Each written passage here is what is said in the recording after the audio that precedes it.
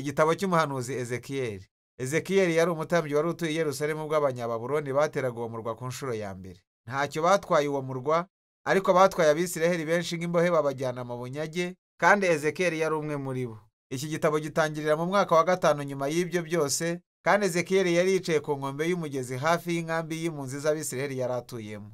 Kandi hari ku isabukuru y'imyaka 30 y'amavuko ye, umwaka yari kurobanurirwa ubutambyi i Yerusalemu. Nuko bitunguranye Ezekiyeli agira iyerekwa. Abona igicu cya rukokoma kiza aho ari. Muri icyo gicu harimo ibiremwa 4 bidasanzwe byari bifite amababa arambuye mu buryo busobekeranyije, kandi buri kiremwa muri byo cyari gifite mu maso 4. Hanyuma abona ibiziga 4, kimwe kiri kuri buri kiremwa.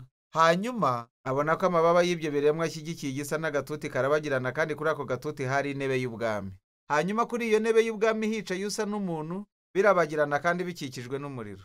Ako kanya Ezekiyeli yahise asobanukirwa n'icyo yarebaga. Yakise igisa n'ubwiza bw'Uwiteka.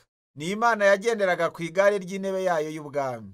Ijambo ubwiza mu Giheburayo ni kavodi, risobanura uburemere cyangwa umumaro. Abanditsi ba Bibiliya bakoresha iryo jambo bashaka kuvuga uko Imana igaragariramo amaso mu buryo bufatika kamere yayo bwite igaragaramo ku bantu. Ayo mashusho y'ibyo yeretswe bisa cyane n'ibyabaye igihe Imana yiyerekanaga ku musozi Sinayi mu gitabo cyo Kuva. Bisa cyane nanone n'ibisobanuro byerekana ukubaho kw'Imana hejuru y'isanduku y'isezerano. Mu by'ukuri, icyo nicyo kintu gitangaje mu byo Ezekiyeli yeretswe byose. Ni icyo ubwiza bw'Imana bwakoraga i Babuloni bwari buteganyirijwe kuba hejuru y'isanduku y'isezerano mu rusengero i Yerusalemu.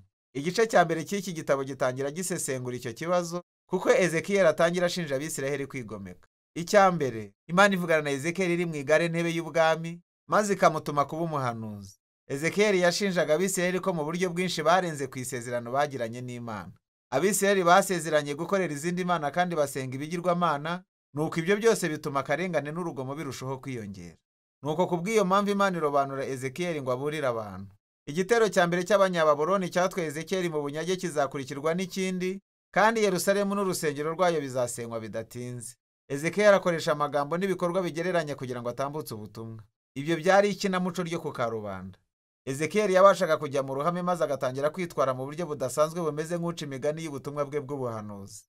Yategetswe kubaka igishushanyo gito cya Yerusalemu, hanyuma akagereranya igitero kuri yo. Yagombaga no kwiyogosha umusatsi wose, hanyuma akawutemagura akoresheje inkota. Kandi ikiruta ibyo byose, yagombaga kuba ari we sekurume y'ihene yo koherwa ku munsi w'impongano. Kandi yari kuryamira uruhande rumwe umwaka urenga, ari ibyo kurya byatekewe ku myanda nk'ikimenyetso cy'ibyo kurya biteye ishoza abantu bazarya igihe Yerusalemu izabigoswe. Ahari wenda igiteye agahinda kurusha ibindi byose ni inkuru mbi Imana yahaye Ezekiyeli ko nta n'umwe uzita ku byo avuga. Abisiraheli bazamwihakana bitewe n'umutima wabo winangira ukagoma. Kandi ibyo bitwibutsa ibyo Mose yavuze asobanura iby'abantu nyuma y'uko bigomeka mu butayu, agahanura ko umunsi umwe hazabaho kujyanwa mu bunyage. Kandi Ezekiyeli yabonye uburyo bubabaje bwo kubona byose bisohora.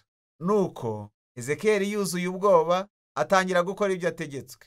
Maze nka nyuma y'umwaka yongera kwerekwa. Ibi byo byarebaga urusengero. Mu iyerekwa yagize urugendo, azenguruka urusengero maze abona ibihabera mu gihe atari ahari, kandi bitari byiza. Mu gikari hanze imbere y'urusengero yabonye ikigirwamana kinini. Hanyuma abona abakuru b'Abisiraheli basenga izindi mana, haba mu rusengero ndetse no hanze yarwo. Maze abona n'abagore b'Abisiraheli basengaga imana y'Abanyababuloni yitwaga Tamuzi. Nuko iryo yerekwa rirangira igare ry'intebe y'ubwami y'Imana rifite ubwiza riterurwa rigenda riva mu rusengero. Ubwo ryahavaga rigana iburasirazuba, ryerekezaga i Babuloni. Mu mutwe wa 11 tubona impamvu n'uburyo cy'ubwiza bw'Imana bwabonekeye Ezekiyeli i Babuloni. Gusenga ibigirwamana kw'Abisiraheli no kurenga ku isezerano kenshi byabaye urukozasoni kandi bibabaje cyane, byatumye Imana iva mu rusengero rwayo. Barayihirukanye, none irahatanze ngo harimburwe. Nyamara Imana ntiyaretse ubwoko bwayo, ahubwo ijyana nabo mu bunyage. Nuko aho iri yerekwa risoreza mu mutwe wa 11, Imana isezeranya ko izagarura abasigaye b'Abisiraheli mu gihugu cyabo, kandi ko izabahindura ibakuyemo umutima wabo wibuye, ibaha umutima woroshye w'inyama, kugira ngo amaherezo bashobore gukunda by'ukuri Imana yabo kandi bayikurikire. Uru ni urumuri ruto rw'ibyiringiro, ariko bidatinze rwatwikiriwe nuko bigaragara neza ko irimbuka ryegereje. Ariko umutwe wa 11 n'inzibacyuho y'ingenzi kandi udufasha gusobanukirwa uko hasigaye igitabo hatunganijwe. Ibice bitatu bikurikiraho byose birimo amatangazo y'igihano cy'Imana, ubwa mbere kuri Isiraheli, hanyuma no ku mahanga yari ahakikije, no kuri Yerusalemu ubwayo.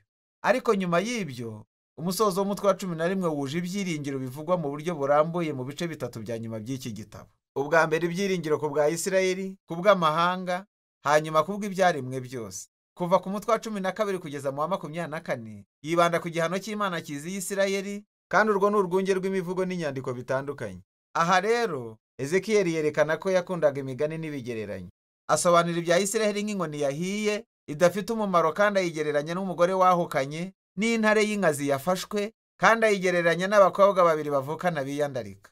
Ibyo byose ni ubusobanuro by'uko Abisirayeli binangiye mu bugome, basenga n'ibigirwamana ari byo byabazaniye gusenyerwa. Muri iki gice Ezekiyeli nanone yitwara nk'umunyamategeko. Atangira gusobanura ko mbere ya byose kurimbuka kwa Yerusalemu kwaziye igihe rwose, nyuma y'ibinyejana byinshi isezerano ryarishwe, kandi ko niyo abantu bakiranuka cyane kurusha abandi bose bo mu isi nka Nowa, Danyeli cyangwa Yobu bari kuba bakiriho maze bagasenga ngo Imana ikize Isiraheli, itari kwemera amasengesho yabo. Igihe cyamaze kurenga cyane. Niyo mpamvu y'ukuri kugira neza kw'Imana kwatumye ihana Abisiraheli b'icyo kiragano. Ubunyage bwabaye ikintu kitaburizwamo. Bageze aho bamaze kurenga igaruriro. Nyuma y'ibyo Ezekiyeli yabanje kwibanda ku mahanga yari ahanye imbibi na Isirayeli, hanyuma yerekeza ku bihugu bibiri by'ibihangange byo muri ako karere, ari byo Egiputa na Tiro. Isirayeli yagiranye amasezerano n'ayo mahanga kandi bemera imana zayo n'ibigirwamana byayo. Byatumye Imana ishinja abami b'i Tiro na Egiputa ko barishyiraga hejuru bakibwira ko ari bo mana zigenera icyiza n'ikibi mu buryo bwazo zonyine.